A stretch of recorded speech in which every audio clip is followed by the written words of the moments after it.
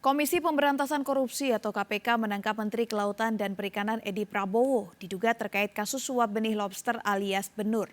Benur pernah menjadi polemik antara Edi dengan Menteri KKP sebelumnya Susi Pujiastuti yang melarang ekspor benur. Benih ini ada yang membesarkannya, sementara di bidang lain ada masyarakat yang sudah hidupnya tergantung daripada penangkapan benih-benih lobster ini. Kebijakan Menteri Kelautan dan Perikanan Edi Prabowo untuk kembali melegalkan ekspor benih lobster menuai polemik. Keran ekspor benih lobster dilarang oleh Menteri KKP sebelumnya Susi Pujiastuti karena dinilai merugikan negara, masyarakat, dan nelayan. Dalam Peraturan Menteri KKP nomor 56 tahun 2016 tentang penangkapan lobster, mengatur larangan perdagangan benih lobster dan lobster berukuran kurang dari 200 gram ke luar negeri. Namun peraturan tersebut dicabut saat Edi Prabowo menjabat Menteri KKP. Peraturan Menteri KKP nomor 12 tahun 2020 tentang pengelolaan lobster, kepiting, dan rajungan di wilayah Indonesia ada beberapa syarat bagi pihak yang ingin mengekspor benih lobster. Dalam pasal 5 ayat 1 disebutkan pengeluaran benih-benih lobster dari wilayah Indonesia hanya dapat dilakukan dengan beberapa ketentuan. Di antaranya kuota dan lokasi penangkapan harus sesuai hasil kajian Komisi Nasional Pengkajian Sumber Daya Ikan. Dan eksportir harus melaksanakan kegiatan pembudidayaan lobster dalam negeri dengan melibatkan masyarakat. Benih lobster harus diperoleh dari nelayan kecil. Tidak hanya kebijakan Edi Prabowo yang menuai kritik.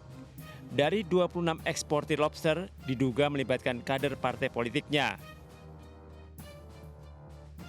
Kalau ada 3 orang yang ada secara langsung berkorelasi dengan saya, kira-kira salah nggak? Apakah nanti setelah saya menteri semua teman-teman saya nggak boleh berusaha? Saya pikirkan yang penting bukan itu, yang penting fair trade-nya. Perjanjian kesamaannya, bahwa saya tidak memperlakukan secara istimewa kepada semua orang, termasuk sahabat-sahabat saya. Yang jelas, keluarga saya, lingkungan saya, masyarakat keluarga saya sendiri, tidak saya libatkan untuk ini, termasuk istri saya. Ya, saya larang untuk itu. Saya ingin melayani untuk publik.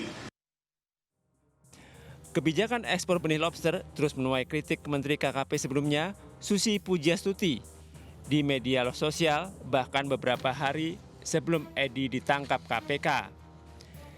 Di tahun 2019, polemik ekspor benih lobster sempat menjadi sorotan Presiden Jokowi. Menurut Presiden, permasalahan benih lobster harus dilihat dari 2 sisi. Pertama, bagaimana kebijakan ini memberikan manfaat bagi nelayan Indonesia. Dan kedua, bagaimana kebijakan ini tidak merusak lingkungan hidup.